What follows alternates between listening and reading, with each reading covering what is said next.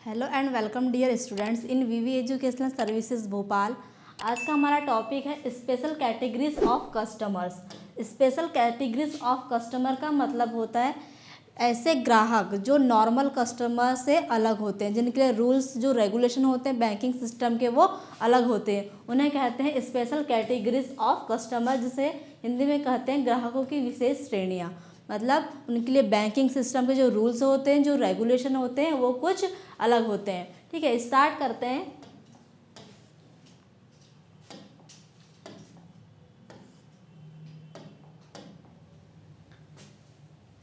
ठीक है, definition of special categories of customers. Special categories of customer are those customer whose legal status, nature of business और mode of operation require the bank to take special care the precautions while opening and operating theirs accounts. मतलब विशेष ग्राहक कौन से होते हैं, देखते हैं कि विशेष ग्राहकों से आशा है ऐसे ग्राहक जिनकी कानूनी स्थिति, मतलब बैंकिंग सिस्टम के जो रूल्स है, जो रेगुलेशन है, जो लॉ है, और व्यवसाय का स्वरूप, मतलब जो बिजनेस चला रहे हैं उनका जो अकाउंट है उसको संचालन करने का तरीका, मतलब जो बिजनेस चला रहे हैं, ठीक है, कानून, उनके जो रूल्स जो रेगुलेशन फॉलो हो रहे हैं, ठीक है, वो सारे क्या होते हैं, बैंकिंग सिस्टम में उनके अलग अलग अकाउंट होते हैं, अलग अलग नाम से उनके अकाउंट होते हैं। ठीक है, इसलिए बैंक को उनके खाते खोलने और संचालित करने में विशेष सावधानी, मतलब स्पेशल केयर करनी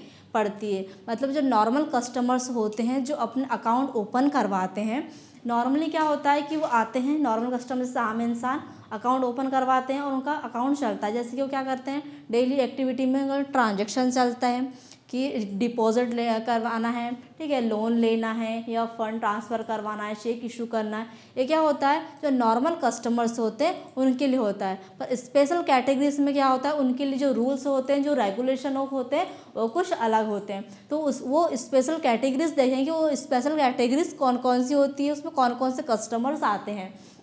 शॉर्ट में दिया है डेफिनेशन, ये वे ग्राहक होते हैं जिनके खातों को, मतलब जिनके अकाउंट को बैंक को सामान्य खातों की तुलना में अलग नियमों और जांचों के साथ संभालना पड़ता है। मतलब जो नॉर्मल कस्टमर्स के अकाउंट होते हैं उनकी तुलना में उनके जो अकाउंट होते हैं उन्हें अलग रूल्स, अलग लॉस और अलग नियमों के जांच की जाती है, उनको अलग नियमों से रेगुलेट किया जाता है। अब देखते हैं कि वो कौन से अकाउंट्स होते हैं जिन्हें अलग रूल्स, अलग लॉ से संचालित किया जाता है।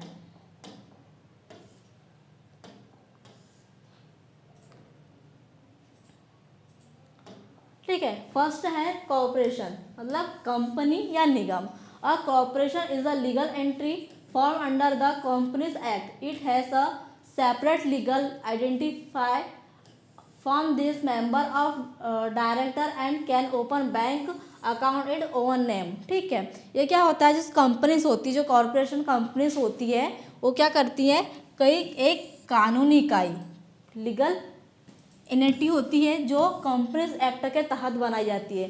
मान लो अगर कोई कंपनी है या फिर कोई फैक्ट्री है, वो किसके अंदर बनाई गई है, किसी कंपनी एक्ट के अंदर बनाई जाती है। तो उस जो वो कंपनी होती है उसके जो अकाउंट होते हैं वो अलग रूल्स, अलग अलग नियम से फॉलो होते हैं। उसमें किसके अकाउंट होते हैं, यह अपने सदस्यों या निदेशक से अलग अलग एक स्वतंत्र पहचान रखती है और अपने नाम से बैंक में खाता खोलती है।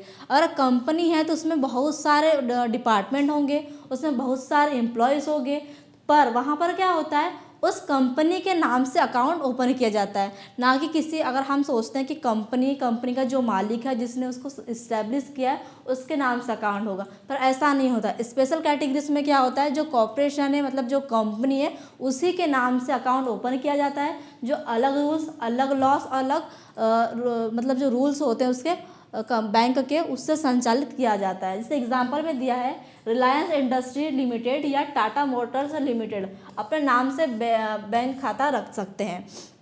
मतलब जो टाटा मोटर्स है उसमें कितने एम्प्लॉयज़ काम करते हैं, अलग अलग क्षेत्रों में से कई बहुत सारे बिजनेसेस हैं, पर वो क्या करता है, वो किसी पर्सनल, उसका जो संस्थापक, उनके नाम से अकाउंट ओपन नहीं होता। वो जो कॉर्पोरेशन बनी हुई है, जो कंपनी बनी हुई है, उनके नाम से क्या करते हैं, वो अपना अकाउंट चलाते हैं। ये क्या है, फर्स्ट कैटेगरीज है, स्पेशल कैटेगरीज। सेकंड देखते हैं,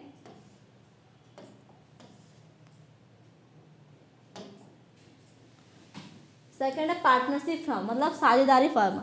a partnership firm is the association of 2 and more person who run a business jointly with a profit motive. मतलब साझेदारी फर्म में क्या होता है, 2 या 2 से अधिक व्यक्ति एक बिजनेस को स्टार्ट करते हैं। मान लो किसी व्यक्ति को बिजनेस स्टार्ट करना है, वो क्या करेंगे, वो अकेला स्टार्ट नहीं करेगा, कम से कम 2 लोग या 2 से अधिक लोग क्या करेंगे, उस बिजनेस को स्टार्ट करेंगे। वो क्या होती है, साझेदारी फर्म होती है। ठीक है, 2 या 2 से अधिक व्यक्तियों का समूह होता है जो लाभ कमाने के लिए, मतलब प्रॉफिट कमाने के उद्देश्य से क्या करते हैं, बिजनेस को स्टार्ट करते हैं। बैंक फर्म का खाता खोलने से पहले पार्टनरशिप डीड और अधिकृत साझेदारी के हस्ताक्षर की जांच करता है। पार्टनरशिप फर्म का मतलब है 2 या 2 से अधिक व्यक्ति मिलकर उस बिज़नेस को स्टार्ट करते हैं, और एक पार्टनरशिप फर्म के नाम से जब मान लो या कुछ जिस चीज़ का उसने बिजनेस स्टार्ट किया है, या फिर अगर अदर कोई नाम से वो क्या करते हैं, बैंक में अकाउंट ओपन करते हैं। किसका, 2 या 2 से अधिक व्यक्ति जिन्होंने जिन्होंने बिजनेस स्टार्ट किया है। ठीक है, वो क्या करते हैं, अपना एक अकाउंट ओपन करते हैं किसी भी साझेदारी फर्म या पार्टनरशिप फर्म के नाम से। एग्जाम्पल देखिए, शर्मा एंड सन्स एक साझेदारी फर्म है, बैंक उसका खाता अधिकृत साझेदार के हस्ताक्षर से चलाएगा। मतलब अगर उसको किसी बिजनेस को उन्होंने क्या किया, 2 या 2 से अधिक लोगों ने स्टार्ट किया है, तो क्या होगा, उस जिस नाम से उन्होंने बैंक स्टार्ट किया है, बैंक में अकाउंट ओपन किया है, उस नाम से अगर उन्हें 2 या 2 से ज़्यादा लोग हैं तो सभी के हस्ताक्षर वहाँ पर, सभी की सिग्नेचर लगेगी। उसके बाद ही अकाउंट ओपन होगा। और अगर कुछ वहाँ से विड्रॉल लेना है, कुछ डिपॉजिट करवाना है, लोन लेना है, तो जिस नाम से वो अकाउंट ओपन होगा, साझेदारी से ओपन होगा, उसी के सारे जितने लोग उसमें होंगे सभी की सिग्नेचर, सभी की साइन उसमें लगती है। ये होती है second special categories of customers. ठीक है, हिंदू जॉइंट फैमिली। ठीक है, a Hindu joint family business is managed by the karta, head of family and include all corporation family members. Hindu संयुक्त परिवार का व्यवसाय कर्ता द्वारा चलाया जाता है और परिवार के सभी सदस्य उसका हिस्सा लेते हैं। मान लो एक हिंदू फैमिली है, उसमें क्या होगा, उसका जो हेड होगा उसका क्या कहलाता है, कर्ता कहलाता है। जो क्या होगा, उस बिजनेस का कर्ता होगा, परंतु उस फैमिली में जितने लोग हैं, उस हिंदू जॉइंट फैमिली में जितने लोग हैं वो भी उसमें हिस्सा लेंगे।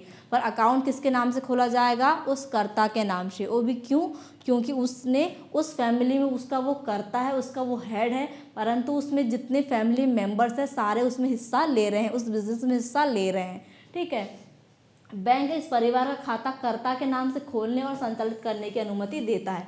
मतलब उस हिंदू जॉइंट फैमिली का जो कर्ता होगा, उसका जो हेड होगा, उसके नाम से उस बैंक में अकाउंट खोला जाता है। ये होता है हिंदू जॉइंट फैमिली। एग्जाम्पल में देखिए गुप्ता HUF नाम से खाता खोला गया, जिसे श्री नारायण गुप्ता कर्ता द्वारा संचालित करता है। मान लो हिंदू जॉइंट फैमिली में फैमिली 15 लोग से है, उसका जो हेड है, उस हेड का नाम दे दिया है श्री नारायण गुप्ता। ठीक है, उसका नाम है श्री राम नारायण गुप्ता। फिर क्या होगा, वो क्या होगा, हिंदू जॉइंट फैमिली में जो बिजनेस स्टार्ट हुआ है उसका क्या कहलाएगा, हेड कहलाएगा, उसका कर्ता कहलाएगा। तो उसका नाम, कर्ता के नाम से उसका बैंक अकाउंट खोला जाएगा।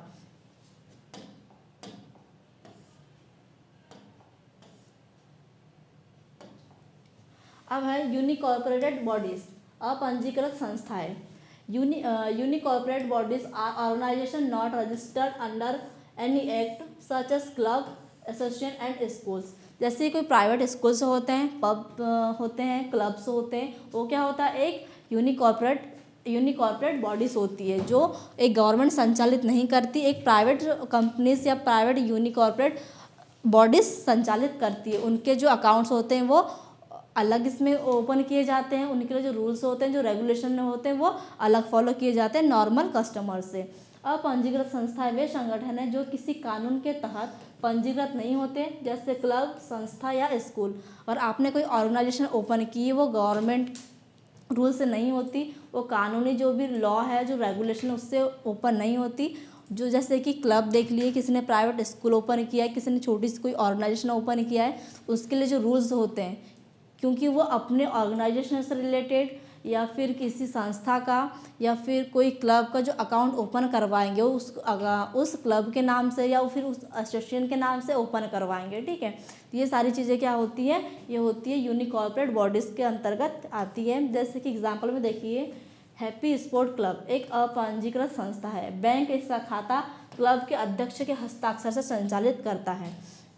मान लो किसी ने कोई क्लब ओपन किया है तो उस क्लब को कौन संचालित करेगा, उसका अकाउंट कौन संचालित करेगा, उसका हेड करेगा। ठीक है, ये सारी चीज़ें क्या होती हैं, उनके लिए जो रूल्स होते हैं, जो रेगुलेशन होते हैं वो अलग फॉलो होते हैं नॉर्मल कस्टमर्स से।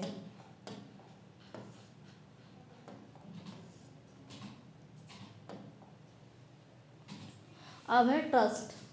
ठीक है, trust is the arrangement where one person trustee hold property for the benefit of another beneficiary। ठीक है, ट्रस्ट एक ऐसी व्यवस्था है जहां एक व्यक्ति ट्रस्टी की संपत्ति को दूसरे के हित में बेनिफिशियरी के लिए संभालता है। मान लो आपने कोई स्कूल ओपन किया तो उसका क्या होता है, एक ट्रस्टी होता है जो पूरे स्कूल को संभालता है, पर किसके लिए, दूसरे के फ़ायदे के लिए। अगर किसी ट्रस्ट ने स्कूल ओपन किया है तो उसमें कितने सारे स्टूडेंट्स पढ़ते हैं, उस स्टूडेंट का जो भी मतलब प्रॉफिट है, मतलब उनकी जो फीस होती है, ठीक है, ट्यूशन फीस हो गई, बस फीस हो गई, सारी चीज़ क्या आती है, कॉलेज में आती है। पर उस कॉलेज को, उस स्कूल को कौन चलाएगा, उसका ट्रस्टी चलाएगा। उस ट्रस्टी के नाम से ही क्या किया जाएगा, अकाउंट ओपन किया जाता है। एग्जाम्पल में देखिए, बैंक ट्रस्ट का खाता खोलने से पहले ट्रस्ट डीड और ट्रस्टी के नाम की जांच करता है, देखता है कि उस कॉलेज का, उस स्कूल का ट्रस्टी कौन है, उसको कौन चला रहा है और किस नाम से अकाउंट ओपन करना है जो इस अकाउंट को संचालित करेगा। Example, helping hand charitable trust अपने ट्रस्टी के हस्ताक्षर से खाता चलाता है। मान लो और किसी ने कोई ट्रस्ट ओपन किया है तो उसका जो ट्रस्टी होता है उसके नाम से ही क्या किया जाता है, अकाउंट ओपन किया जाता है और वही अकाउंट को संचालित करता है।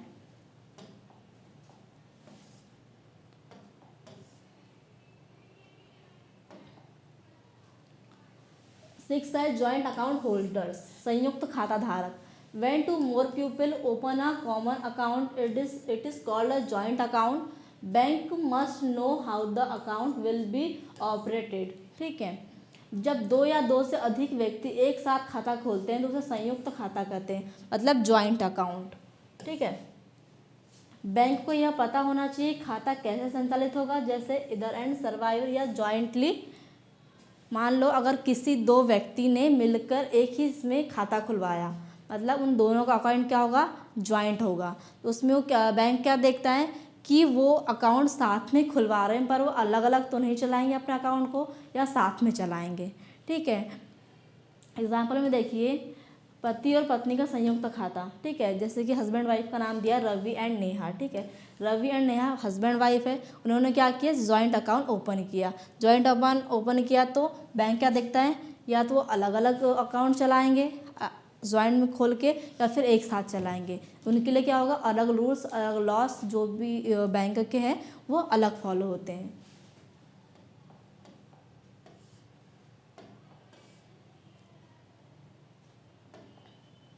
माइनर्स मतलब नाबालिग, 18 साल से कम उम्र वालों के लिए जो खाता खोला जाता है उनकी जो रूल्स होते हैं, जो रेगुलेशन होते हैं वो क्या अलग फॉलो होते हैं। जैसे देखिए, a minor is a person under the age of 18 years and can not enter into the legal contract. Bank open minors account under the guardianship of their parents. नाबालिग वह व्यक्ति होता है जिसकी उम्र 18 वर्ष से कम होती है और वह कानूनी अनुबंध नहीं कर सकता।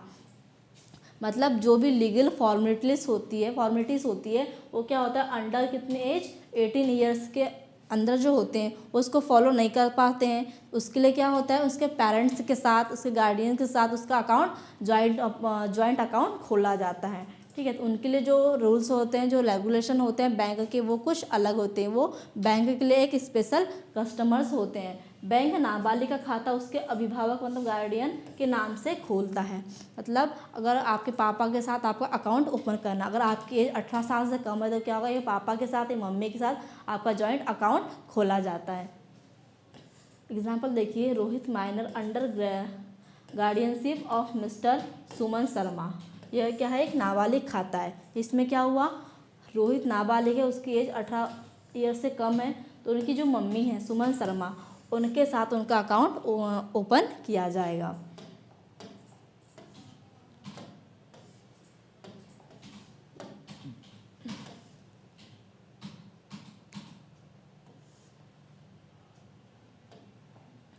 अब है नॉमिनी अकाउंट। नॉमिनी अकाउंट मतलब a nominee is a person appointed by the account holder to receive the fund in case of the holder's death. नामांकित खाता क्या होता है? जिसमें खाता धारक अपनी मृत्यु के बाद उसकी जमा राशि पाने के लिए किसी व्यक्ति का नाम दर्ज कराता है।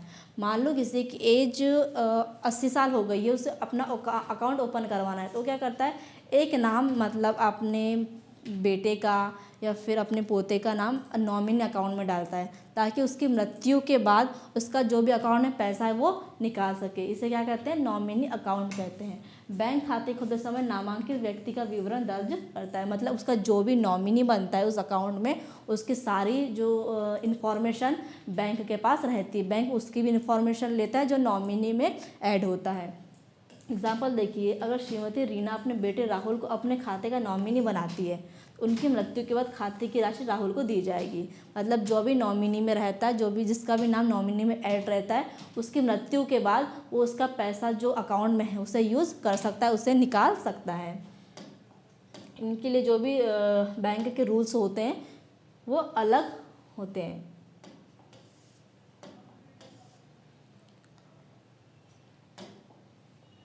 Special categories of customer are those whose legal status of nature of corporation require special care by the bank will opening or operating their accounts।